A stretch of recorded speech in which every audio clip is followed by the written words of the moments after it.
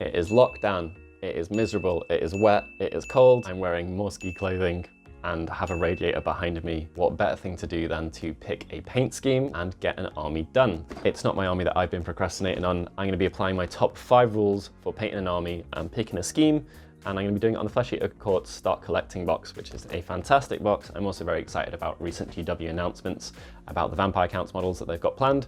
So I'm in an undead theme of mind. I'm going to be picking a very unusual scheme. I don't know what colours I'm going to use yet, but let's jump in. Number 1, which is a weird one. Do you go scheme, army, or army, scheme? Which one comes first? And that is entirely down to you. If you've got an army you really, really want to do, or a scheme you really, really want to execute, it's your hobby, it's your time, you can fit it to your liking. Obviously, if you really want to paint weathered yellow power armor, maybe a push towards Imperial Fist or something like that. For this video, I'm going to presume that I've picked the army first, and I'm going to get it out and I'm going to work out something to make it look striking and cool on the table in the time that I've got available to me, which isn't very much time at all, so that should make it quite interesting. Okay, so here's the box. I promise this isn't becoming an unboxing channel. Yet again, I've picked something too big to fit under the camera nicely. So, I mean, we knew what was going to be in here. None of this is a surprise, but in terms of things that are relevant to me and the scheme I'm going to pick, this is a box of very organically shaped miniatures. So in terms of the way I'm going to paint it and the colors that I'm going to use, organic shapes I think prefer softer painting methods. Now there's nothing wrong with putting that heavy metal hard line highlight on things, but it does also take a really long time. So straight away, I'm going to be using organic techniques. I don't have to use organic colors. I'm probably going to push them more towards pastelish colors than, you know, like crazy strong, vibrant, mechanical or inorganic versions. Now I could decide to paint these guys yellow and green, but I could use a muted yellow and green or a soft yellow and green, or if it was an orange, it could be a bit more peachy rather than, you know, like crazy bright. Or maybe I just have to break it up with some organic techniques on there to reinforce that these aren't, you know, like haven't been painted in a factory. They're not machinery, they're not glowing with plasma or anything like that. Lovely, soft, organic shapes, maybe some claws and stuff here and there for contrast, but color-wise, I'm gonna be picking more soft colors, so less harsh ones, and there might be some real depth in there, but the highlights, unless I decide at the very end they're required, I'm gonna try and, you know, steer them in a direction of being slightly softer. Okay, so point number 2 is a brighter scheme better. Are you going to be taking out in badly lit gaming halls or tournaments where you're often going to be, you know, partially shadowed or on a awful green tablecloth?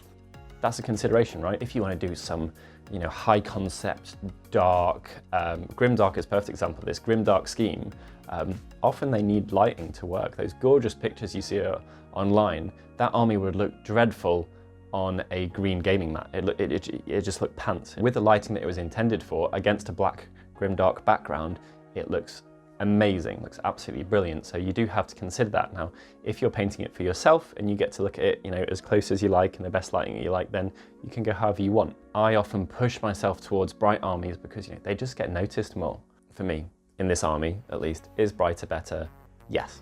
I don't have many really bright armies. I've got one very large turquoise army, but it's not like crazy, crazy, crazy bright. I want it to be simple, and I want to try out some colors that I've maybe not spent much time with.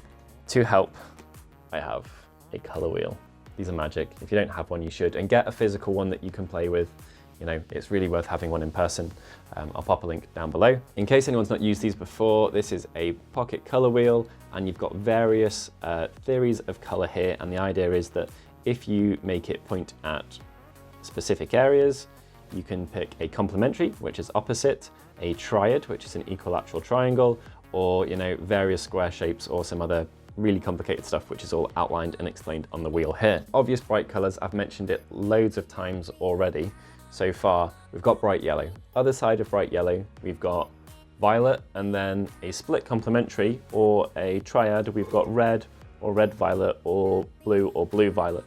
I'm just not quite into the idea of that as a scheme. Nothing wrong with it, but it doesn't appeal to me massively. I'm just gonna keep on playing. That's interesting. So we could go for yellow, orange, and blue, violet. So we've got two completely different sides of the color wheel here. I think that could look really nice, and that is hard to make work on this. I want to do something unique. I want to be a little special snowflake.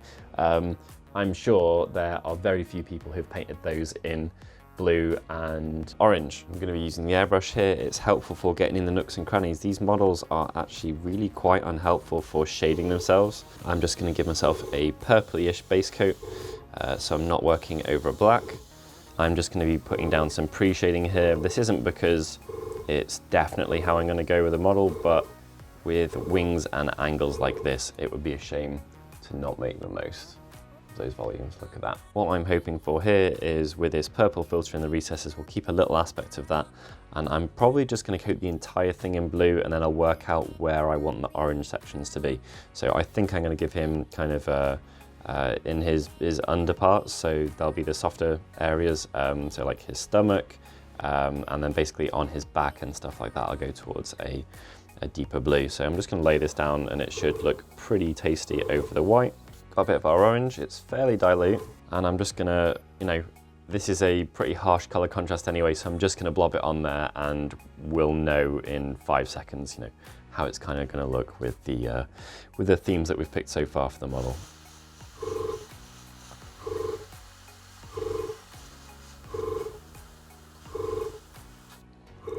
Okay, so there's probably something interesting there.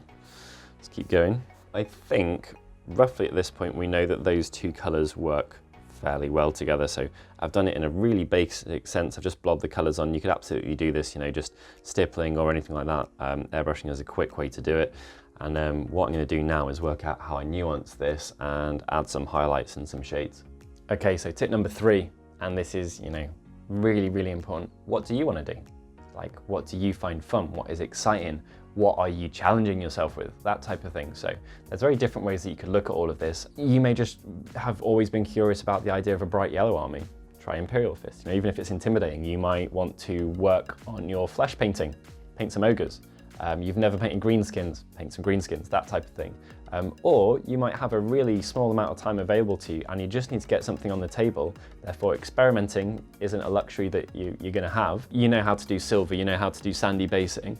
So do some heavily armored models in a desert. You know, play to what you know are your strengths already and what is tried and tested for you. Fitting with that, what do you find fun? What do you really enjoy doing? And try and get to that part the fastest. So for you, you could really enjoy line highlighting. You psycho. I'm sure, like, I'm not sure if there's many people that do, but you could really enjoy that. You know, get your airbrush out, get your dry brushes out, get your model as fast as possible to the stage where you're putting down those line highlights and you can make those blades look awesome and those armor plates pop. If you're well into freehand and battle damage, just get there faster. If you're really into, you know, like blood splashes, paint a corn army. Bear all of these in mind and then make it fit. You can make it fit, whatever it is you want to do. All right, so we've got out the XLD. I've got some ivory here. You know, I'm not worried at this stage about things being perfect at all. I'm just trying to try out a selection of different available techniques that are potentially going to be useful. So I don't know if this is how I'm going to highlight the model or how I'm going to pre-shade it, if I'm going to put some washes down over this, anything like that. I'm just going to try and get an idea of how the model is going to highlight, how it's going to behave, and also how these colors look when they're not just, you know, badly airbrushed down in a vague sense. These striations on the wings, they're really going to help us kind of distract from any bad blending or imperfect blending or anything like that over the rest of the model. So I'm going to coat the entire model with this ivory dry brush. Look at that, what awesome texture those wings have got. Really is pretty incredible. I'm gonna be making the most of this on these models. It would be a real shame not to. So the wings and his kind of mohawky hair thing, they're definitely key areas for concentrating on due to the awesome detail.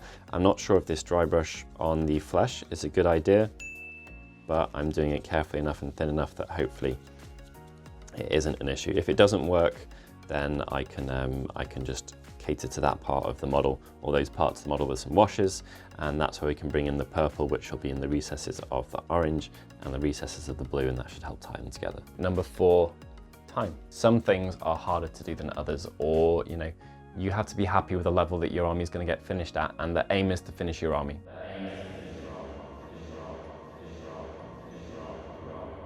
Nothing else matters if you don't finish your army. So if you've got like some 7-color fade on armor panels that you're gonna have to delicately airbrush and then glaze and whatever, and you don't have many hours available, maybe you need to take a rain check and be a bit more realistic. Or work how to compact it. And that might involve, you know, missing out a step here, missing out a step here, you know, skipping these initial stages that are largely going to get covered over because it won't matter, not painting the underside of your dudes, you know, whatever it is, you need to cut those corners to get your job done and be absolutely willing to do that. Murder your darlings, you know, like if you can get it across the finish line, everything else is icing on the cake, and you can always go back and touch up bits. Look at the time you've got available and fit things in appropriately. As far as testing out a scheme, I'm cool with that, that's fine. I'm pretty sure that the purple that we've already got in these recesses works nicely. I can see some of it interacting with the orange there and with the blue, pulling it all together.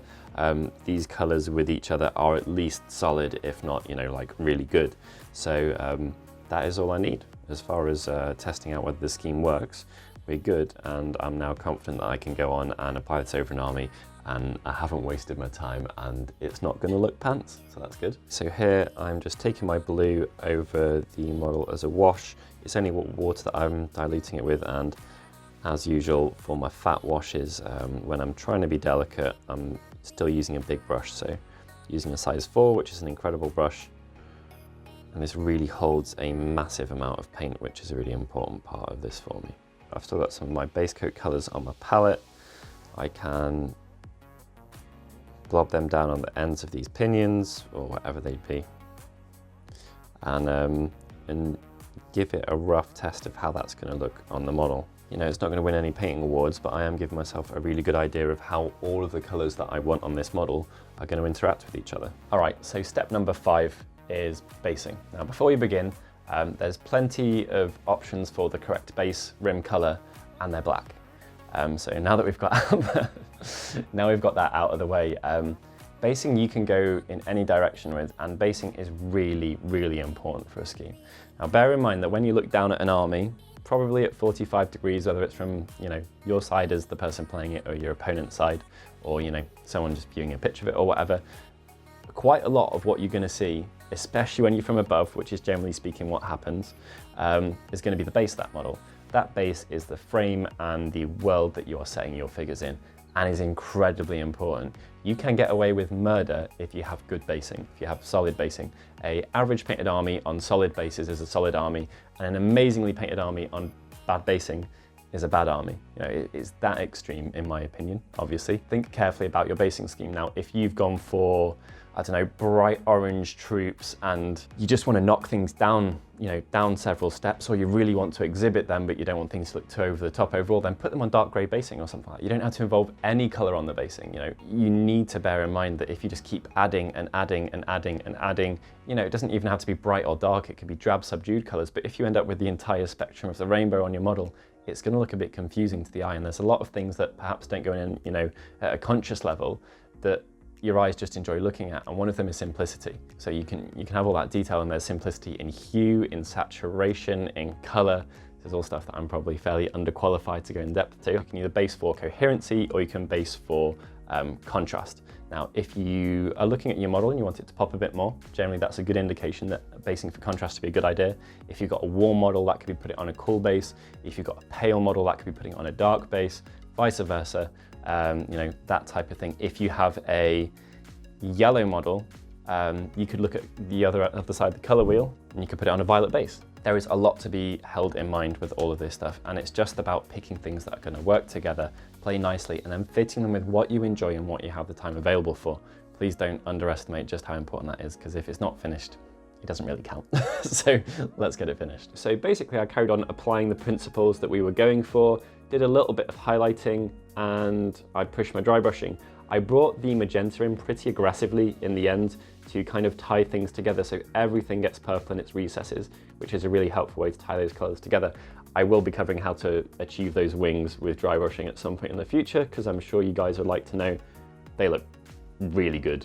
I'm very, very pleased with them. That's some of the best dry brushing I've done, I think. The magenta I used was this bad boy, and I didn't use that much of it in the video.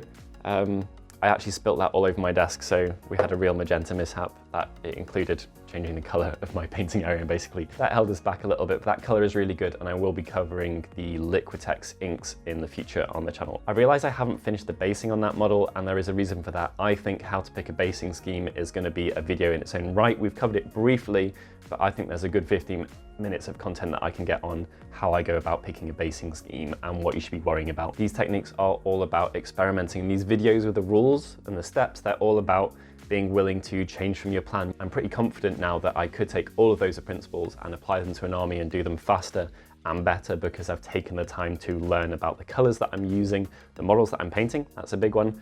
Like the faces of those are actually quite hard to paint, so I need to work out how to do that better. The wings are really easy, so maybe I use those to draw attention away from the bits that I'm not painting as well. Thank you very much for watching. I hope this has been useful. If you've got any questions or things that you'd add to picking a scheme or considerations you have when using a color wheel or anything like that, please do let us know below. We read each and every comment. We do take them all on board, and videos like this are a result of, you know, overwhelmingly being requested to give people help with how to pick a paint scheme and stuff like that. So hit that subscribe button, hit the bell notification to be notified when we bring out our future content, and I will catch you in the next video.